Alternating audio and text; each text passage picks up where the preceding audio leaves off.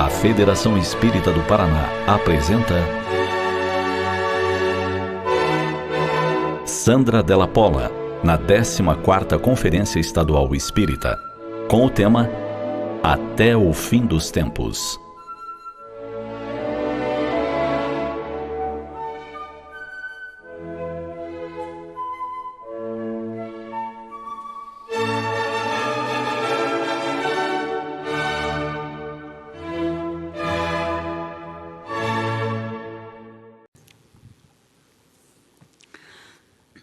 Bom dia, estejamos em paz. Eu pensei que lhes vinha trazer uma boa notícia, mas fui antecedida, muito bem, aliás, pelos companheiros que usaram esse espaço ontem. Não precisamos nos preocupar com dezembro. Ele será igual aos demais. E talvez essa nem seja exatamente uma boa notícia. Porque, na verdade, nós temos tudo para terminar com este mundo. Este mundo de injustiças, este mundo de desigualdades, de indiferença, aonde acontece ainda o sermão profético de Jesus. Porque ele não o relatou como uma determinação da lei, mas como uma avaliação. Como professor que era, que é, no sentido das condições do aluno que se apresentava. E que, infelizmente, de alguma forma remanesce. Ele disse a Pilatos: meu reino ainda não é aqui. O que significa dizer que poderia ser. Que deverá ser. E este é o período de transição em que nos encontramos. Na tentativa de operários eficientes que construam este mundo. E bem-aventurados aqueles que perseverarem até o fim. Mas a frase que motivou e que propomos a reflexão, ela está no Evangelho de Mateus, na parte final, quando os apóstolos regressaram para Galileia depois daquela circunstância triste em que Jesus partiu, fisicamente, e voltaria a aparecer para eles, em especial neste episódio, que é normalmente denominado como Missão dos Apóstolos, e lhes diria, entre outras observações, lhes conclamaria ao trabalho. Ide e pregai. E eu estarei convosco até o final dos tempos. A história registra muitos obreiros, servidores leais de Jesus, mesmo que sob outros matizes religiosos, ouvindo o hino das bem-aventuranças, sobre outro tom, mas como a lei divina é única, mesmo que com outras explicações, foram realizando a sua parcela de contribuição e, portanto, parceiros da proposta da implantação do reino de Deus na Terra. Ao longo da história da humanidade, foram atendendo os chamados da primeira, da segunda e as horas todas que vivemos. Ide e pregai, e eles foram. Agora é uma hora muito especial. Não é a primeira. E não é a última no sentido de que não haverá outra. Mas é a última deste período. E nós, muitos de nós, que não somos novatos em termos escutado a música do cantor da Galileia, do sublime peregrino de nossas vidas, ou de nossa vida, e que não necessariamente logramos êxito em outras tentativas de atendê-lo, ou ingressamos no serviço e não logramos chegar até o fim do nosso combinado. Largamos a enxada por N razões, mas muitos se deram conta. Se deram conta que construir o bem é um processo que depende das mãos de quem lavra.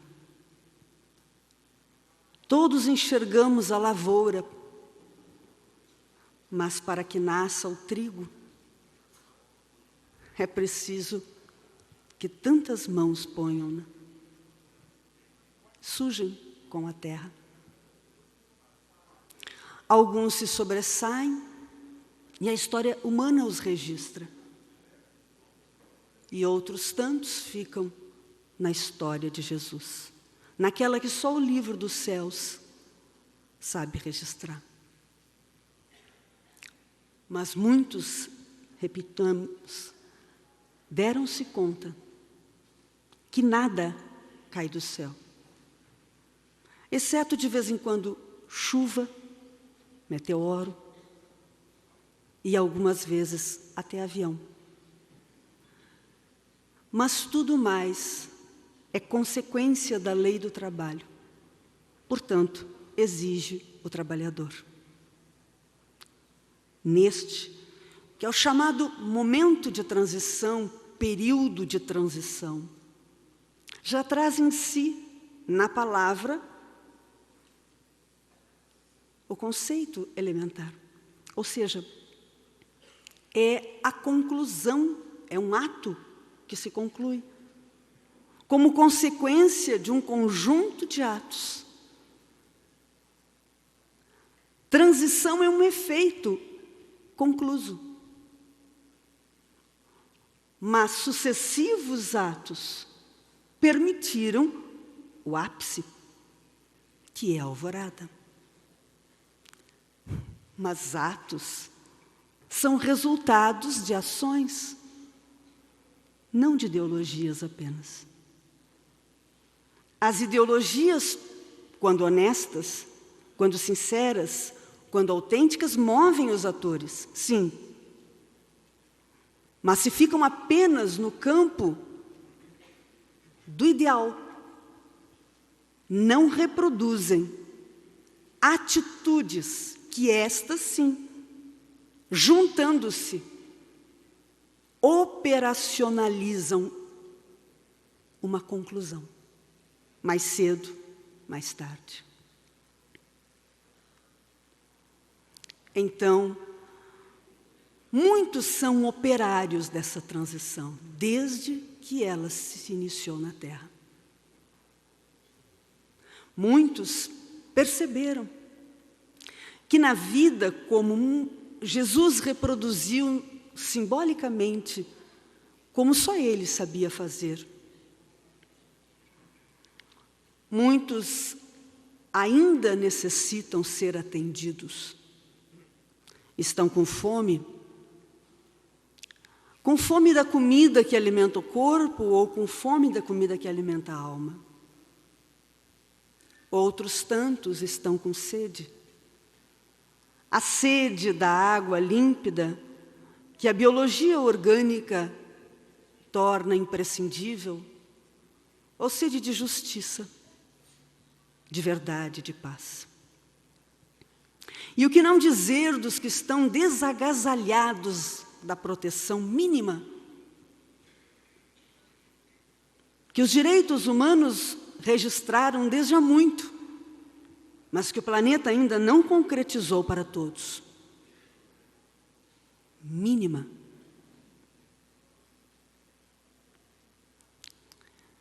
E o rei então disse, e separaria os bodes das ovelhas, e diria àqueles que se deram conta da necessidade dos seus semelhantes, porque os enxergaram como semelhantes, e se eles próprios sentiam necessidades, o que não dizer daqueles que estivessem em atividades, atitudes ou situações mais adversas, inclusive porque desconhecessem ou ainda não sentissem em seus corações a presença de Jesus, porque o maior desabrigo, a fome mais contundente e a sede que seca mais ferozmente é a ausência de Jesus. Então estas ovelhas operosas, elas foram. E nesta história, simbolicamente, há 3 personagens. Aquele que mandou as ovelhas que operaram, que agiram, que trabalharam. E a ovelha é um animal muito disciplinado, muito humilde, realizador das ações que lhe compete, nos limites da sua competência, mas sem criar transtornos. O bode cria algumas complicações. E é interessante, porque quando eu li pela primeira vez, eu que sou da capital gaúcha, pouco entendo dessas coisas, mas quando comecei a viajar pelo meu estado, particularmente na campanha gaúcha, onde a pecuária é um dos motes da economia, e eu então comecei a conhecer esses animais, não de revista ou de livro, mas ao vivo e a cores. E nesse sentido, antes que alguém lhes conte, para mim toda a vaca era malhada, porque eu conhecia a vaca da caixinha do leite. E a primeira vez que eu estive numa fazenda em meu estado, e a primeira vez que estive numa fazenda propriamente dita, tinha os animais marrons, grandes, com úbere. E eu fiquei pensando, meu Deus, eles também têm leite. E quando eu vi que os peões, que os empregados, que os trabalhadores tiravam o leite, e que era o que eu ia beber, eu me interessei em saber que bicho era aquele, claro. E eu fui perguntar. E um deles me olhou, como se estivesse da pessoa mais ignorante na face da terra, porque aquele pergunto óbvio. E ele não disse, porque era meu anfitrião, é uma vaca, dona Sandra. E eu, como todo bom ignorante, disse, não, não é.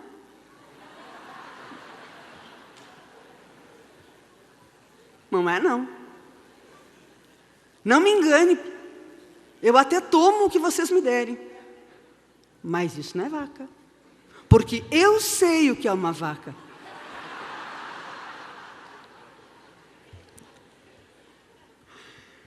E aí descobri que era uma vaca. E aí depois eu quis conhecer o bode e a ovelha, porque como eu sabia que ele usava as figuras como um professor, como um mestre, tinha que ter mais alguma coisa naquela história que eu não estava entendendo. E as ovelhas estavam num canto. E eu me aproximei e elas permaneceram.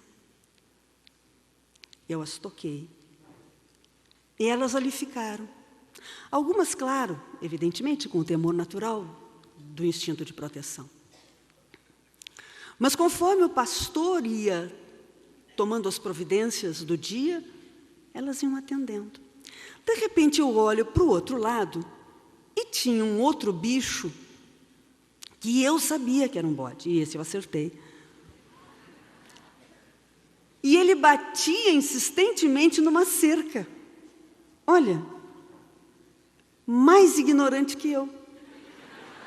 Fiquei feliz. Porque se a cerca foi construída por alguém que sabia da sua força, era evidente que a cerca não ia cair, mas ele não achava isso. E machucou-se. Então eu entendi as diferenças. Mas aqueles de nós que ao longo da história, e muitos, escolheram a situação das ovelhas do bom pastor, e foram construindo este momento que há de culminar ali adiante, muito proximamente. Ora, para quem tem 2000 anos de cristianismo, que serão mais 500. Para quem tem milhões de anos aguardando, que serão mais alguns. Ainda que sejam 500, 600, 400, 200. É realmente muito próximo. Porque quando nós passarmos por eles e olharmos, teremos a mesma sensação que temos quando lemos história hoje.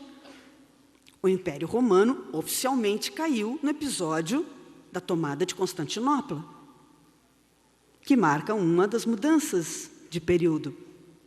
Mas os historiadores, muito aguçadamente, nos mostram, nos seus estudos, que pelo menos isso levou 400 anos. E muito provavelmente levou muito mais. Porque quando iniciou a corrupção, quando iniciou os desgovernos, aqueles episódios todos que vamos vendo na história antiga, ali o processo de queda se iniciou, que culminou em Constantinopla. Assim como a Revolução Francesa, que marca a nossa era. Estão registrados na história como seus realizadores, alguns. Mas ela começou muito antes. Começou quando o primeiro homem se deu conta, o primeiro grupamento se deu conta, alguém locubrou que tinha que ser dever do Estado assegurar a igualdade, a fraternidade e a liberdade. Porque é isto que caracteriza fundamentalmente a Revolução Francesa. Não é apenas uma função individual, embora permaneça. Não é apenas um dever individual, embora permaneça. Mas é um dever institucional, garantir, especialmente aos mais frágeis, as mesmas condições. Assegurar-lhes, através de metodologias, através de ações, que tenham possibilidade de vivenciarem a justiça. Quanto tempo levou para que isso se tornasse, o Estado tomasse para si esta função? Este dever, esta atividade. E depois dela, quanto tempo dela já temos? E quanto ainda não temos de seus nobres princípios? E não obstante todas as lutas nobres de gestores, de homens e mulheres em todos os cantos da terra, que assumindo as funções públicas, são fiéis até o fim. Mas na história, então, vemos 3 personagens. Quem mandou, quem trabalhou e quem precisou do serviço. Porque estava numa condição de necessitado.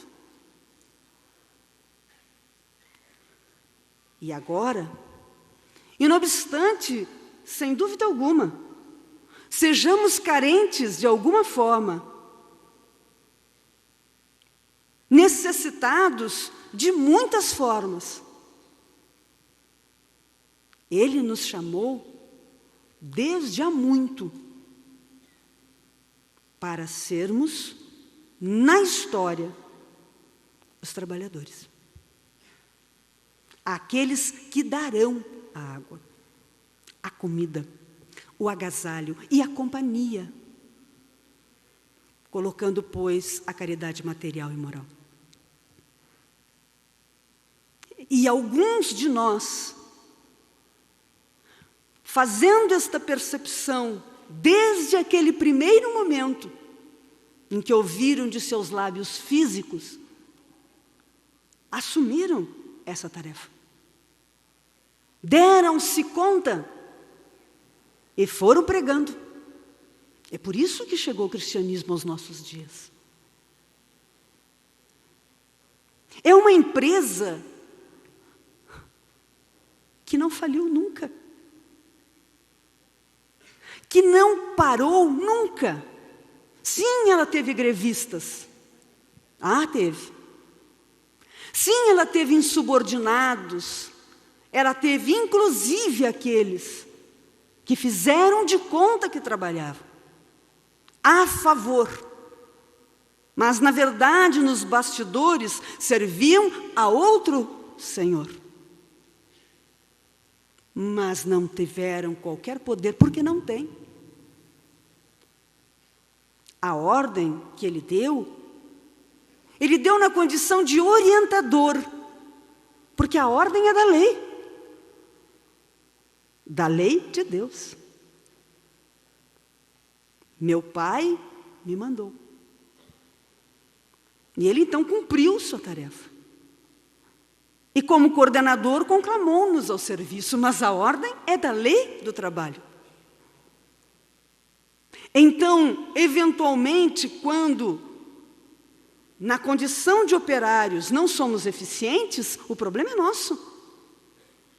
E o eventual transtorno que causamos ao serviço é eventual e transitório, que leva um pouco mais de tempo ou um pouco menos de tempo, de acordo com as circunstâncias e a eficiência de quem vai substituir. Porque é assim que a lei de trabalho opera. Ela substitui o obreiro. E o problema permanece com o obreiro, não com a lei. Porque senão seria inverter a ordem das coisas e transferir ao homem um poder que ele não tem. Ele é co-criador. Ponto. O poder é do autor, do dono da vida. Quando nós estamos à frente de um desafio, de um serviço, seja ele qual for, o bom de fazê-lo é fazê-lo para quem faz. Porque para quem recebe, se for do seu mérito recebê-lo, a lei organizará uma outra metodologia e ele será atendido. Porque sequer temos o poder de colocar alguém efetivamente num risco que não mereça. E na misericórdia absolutamente preciosa de Jesus, ainda quando não haja o merecimento por excelência, Ele vai fazer o favorecimento de atender às necessidades pontuais, através de outras mãos, quando as nossas se omitem. Então, felizes, bem-aventurados, os que ouviram o chamado e atenderam desde os primeiros tempos. E felizes somos nós hoje, que voltamos a ser chamados. Porque a vinha permanece necessitada. É preciso a plantar. É preciso obrar. A terra ainda necessita dos serviços dos cristãos, de todos os matizes, mas particularmente, é claro que vamos nos dirigir aos cristãos que oficialmente conheceram Jesus. E ele então prometeu-lhes e prometeu-nos que estará conosco, como esteve sempre, e permanecerá até o fim do nosso tempo de necessitado, do nosso tempo de quem precisa de ajuda, e de todos os tempos, porque continuaremos. E ainda que numa escala melhor, continuaremos. Então, todos os tempos. Inclusive, como formos muito próximos a Ele. Ah, que felicidade!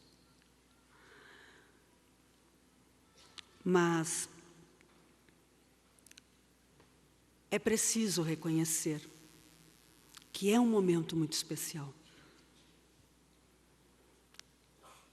E por isso, e não obstante haja o joio,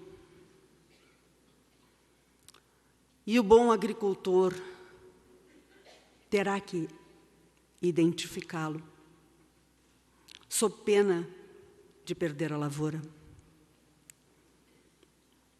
E não obstante todos essas análises que fazemos, porque de alguma forma estamos falando também dos nossos próprios transvios, ou se não, dos desafios que se põem à nossa frente, porque escolhemos a todo momento a quem servir ou a que servir.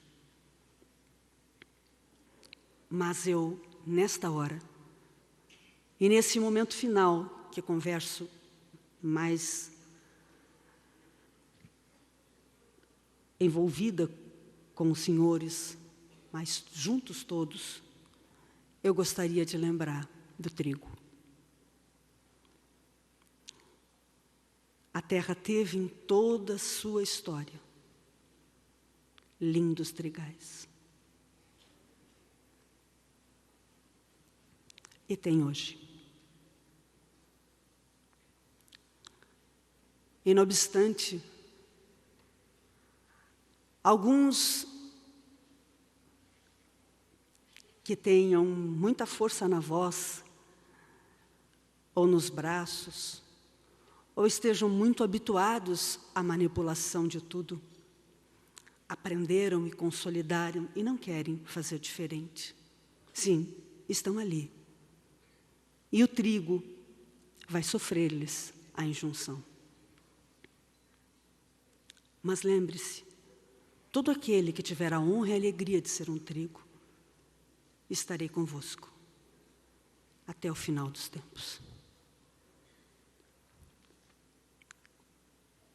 Todo aquele que tiver a coragem de permanecer um trigo, posto que particularmente nesses momentos de transição, é evidente que outros chamados se impõem para liquidar a lavoura.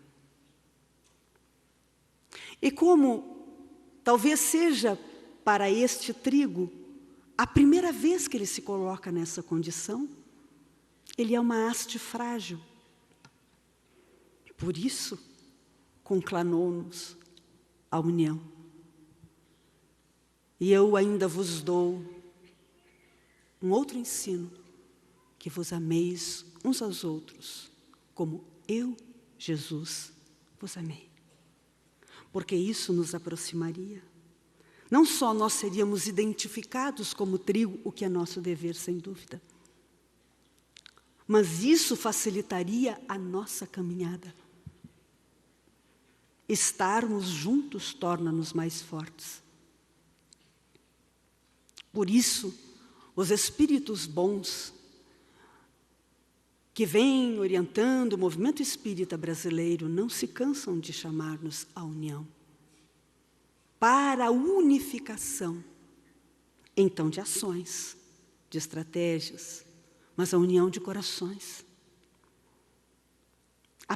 Para a eficiência da divulgação doutrinária, sem dúvida, mas para a eficiência do divulgador doutrinário. Porque, às vezes, são tantas as tempestades que nossa alma fica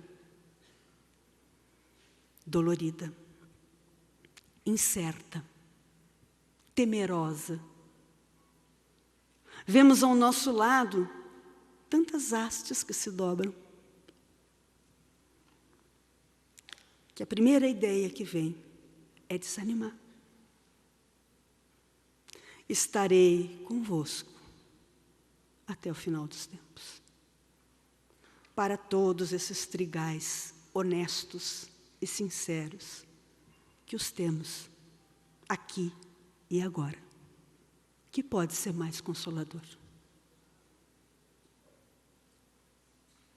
Lembremos-nos, quando a tempestade da indiferença, quando a tempestade da injustiça, quando a tempestade dos chamados menores, que encontram ressonância sim em nossa alma, porque quantas vezes fomos o joio?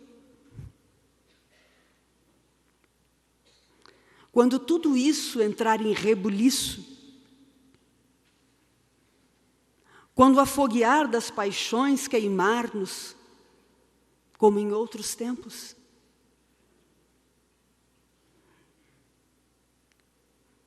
não estamos sós.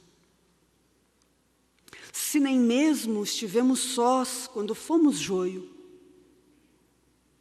e Ele resgatou cada erva, porque assegurou que resgataria cada ovelha. Se Ele tem atenção especial, particular com os desgarrados, e não os abandona nunca, e qual é a prova maior do que nós próprios? Que operários infiéis, que operários perturbadores, que operários hipócritas, voltou-nos a chamar.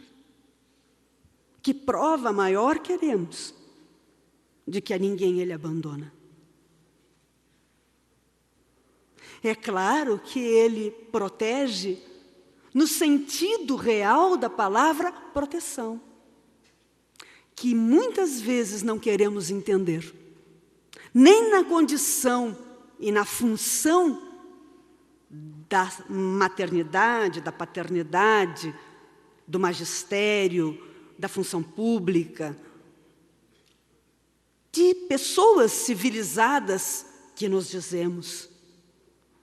Não raro nós ou negamos proteção, o que é um crime individual e social, porque todos precisam de proteção, de alguma forma, ainda que não enquadrados na lei dos especiais. Cada um dos homens na terra são lá, de alguma maneira, especiais naquele sentido, porque temos nossas carências e nossas dificuldades. Então, precisamos de alguma proteção, particularmente no início. De quanta proteção? Diferentemente de outros animais que precisam um período muito curto, nós mesmo na contextura física, para a sobrevivência física, a proteção tem que ser maior, senão não subsistimos. O que não dizer então da proteção psicológica, daquela que se dá em áreas que não são inicialmente percebíveis pelas maquinárias humanas. Mas se é um crime a ausência de proteção, e o é, porque é a falta da solidariedade, que é um dever da civilização, o pressuposto básico de um homem civilizado é ser civilizado, igualmente é um dano à superproteção. Porque impede, da mesma forma que a outra, só que em sentido inverso, o viver. Ali impede no nascedouro, não promove as condições mínimas para o desenvolvimento e a subsistência. E aqui não deixa que ele desenvolva da mesma forma. Porque impedindo de viver as experiências que lhe são próprias, protegido, sem superproteção, ele nunca desenvolverá as habilidades que lhe são próprias. E ao invés de uma pessoa que cresce no processo natural, ele fica dependente.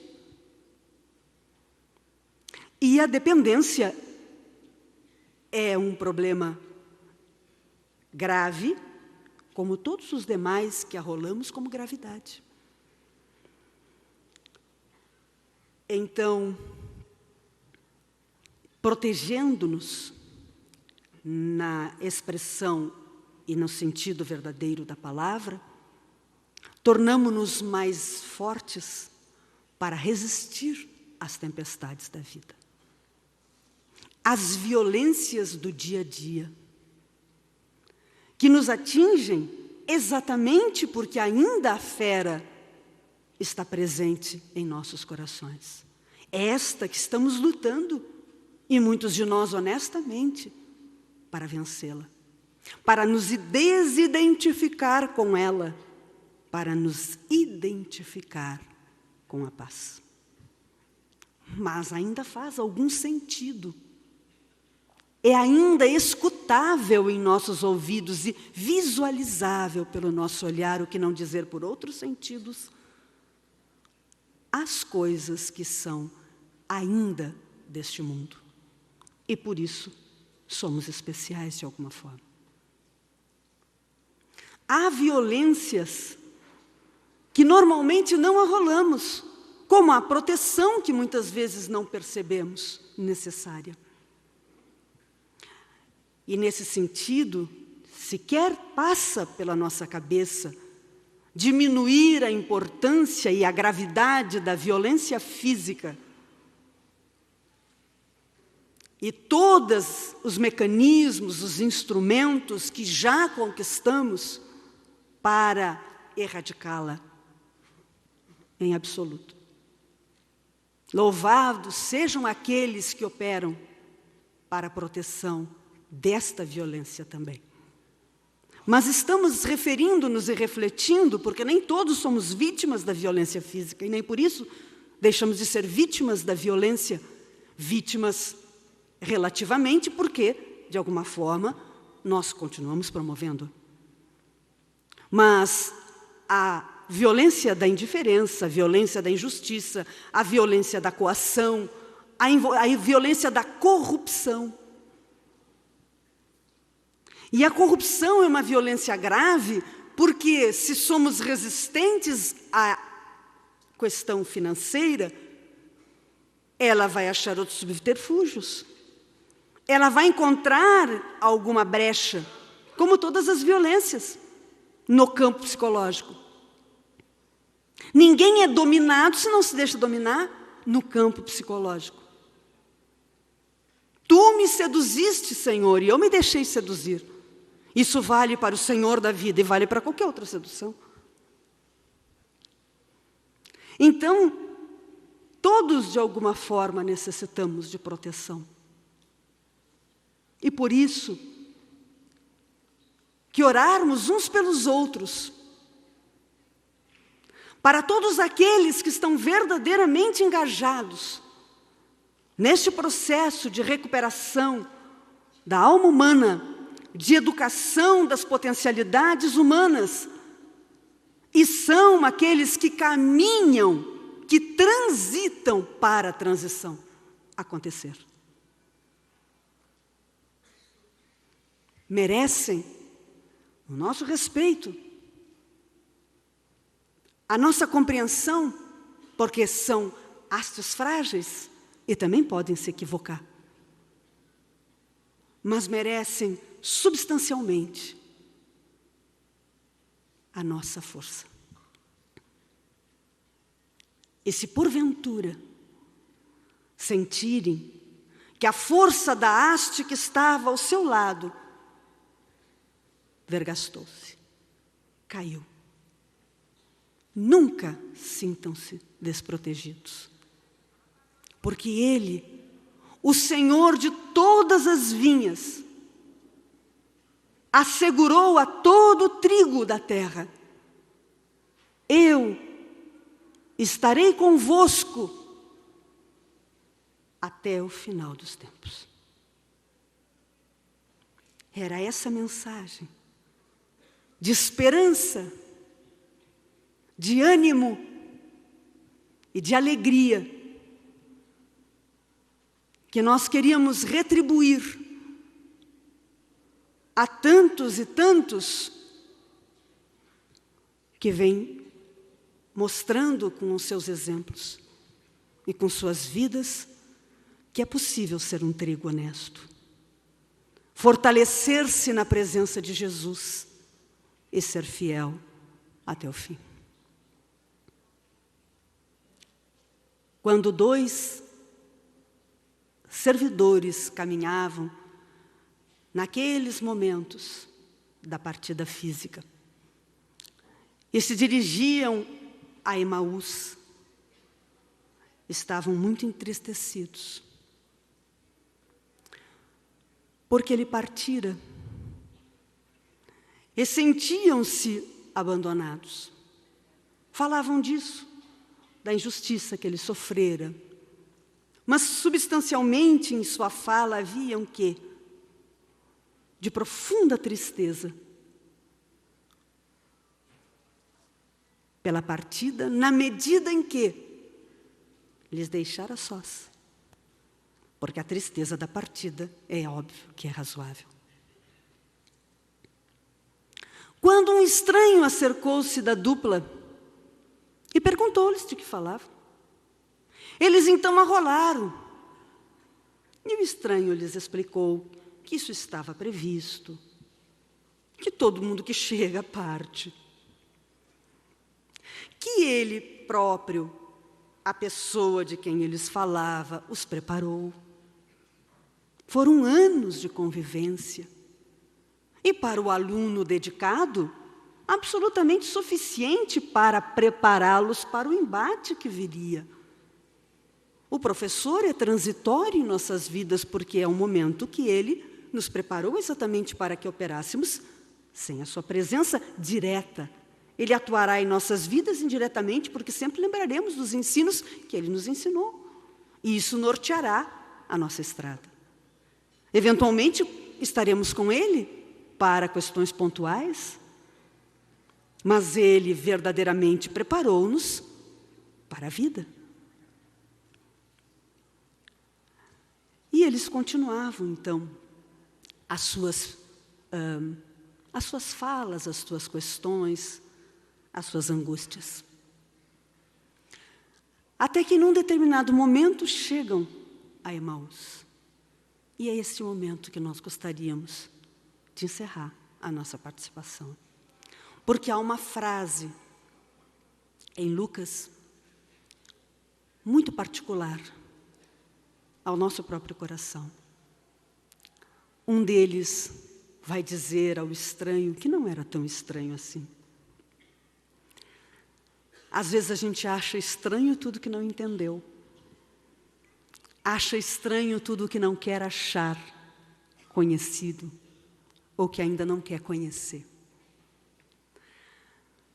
Fica conosco, Fica conosco, Senhor, porque a tarde vai e a noite vem.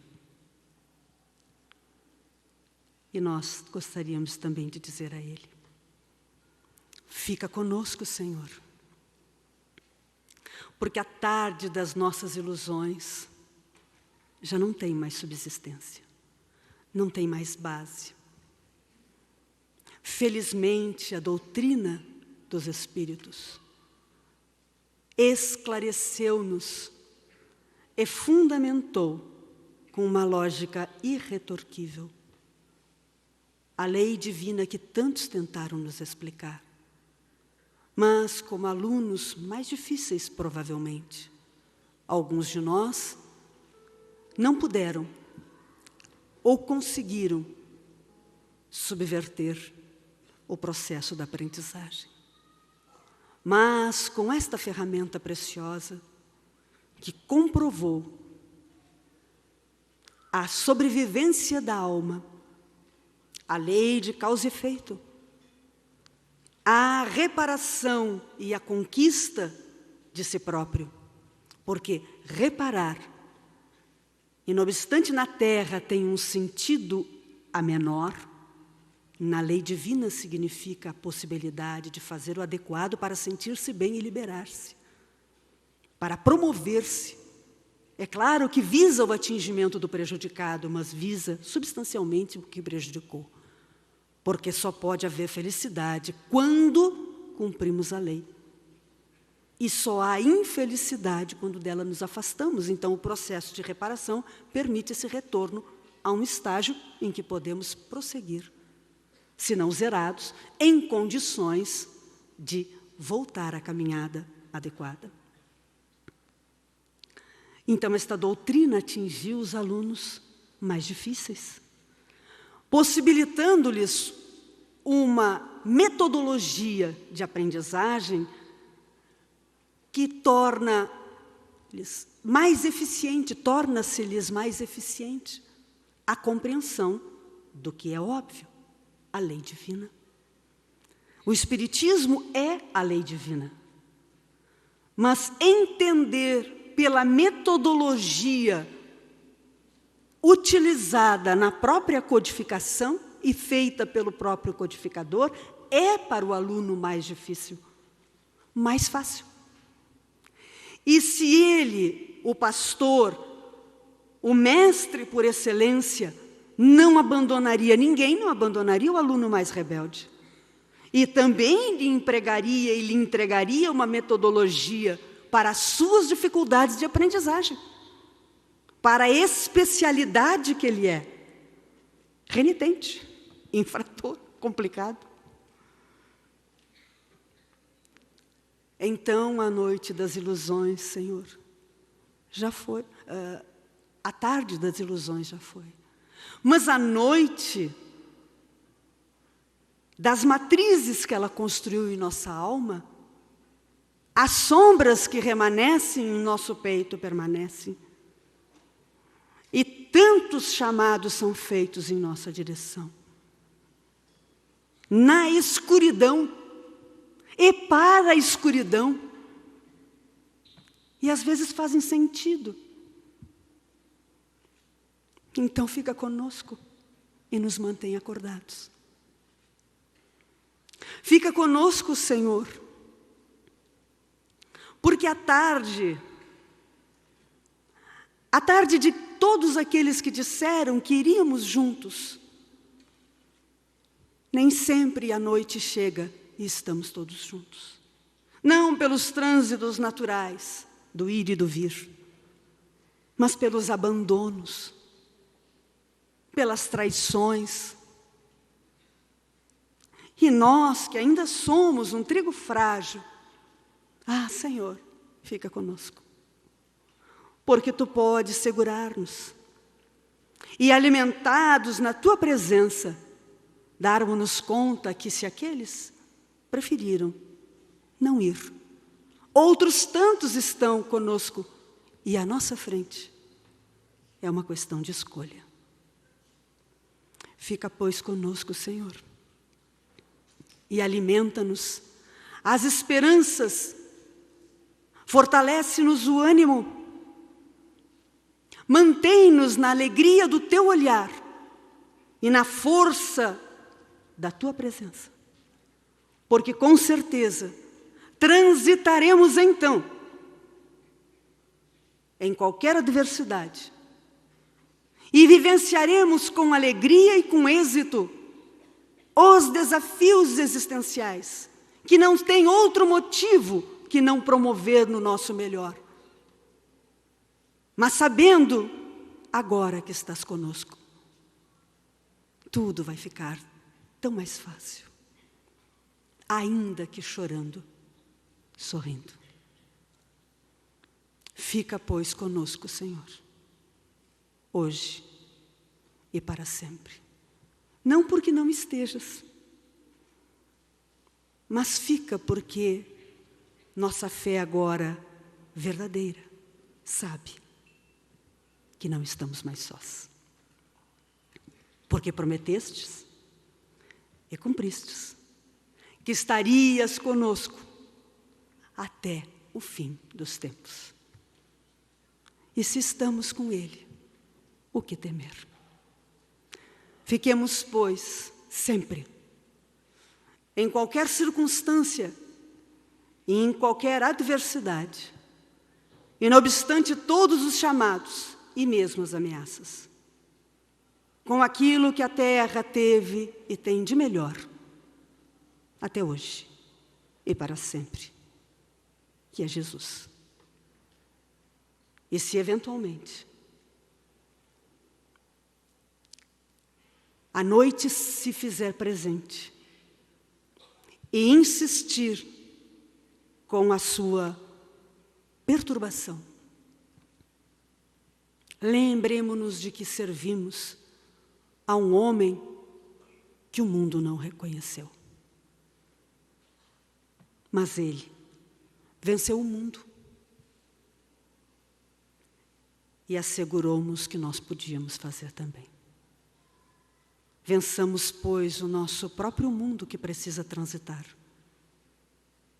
Empenhemo-nos a ser o trigo que alimenta e que sacia a fome dos nossos irmãos. E com Ele, por Ele e para Ele, transitemos, intimorados e unidos, fiéis até o fim. Muitíssimo obrigado à Federação Espírita do Paraná pela honra de estar aqui. Muito obrigado a todos aqueles que tornaram este momento possível em todos os planos da vida.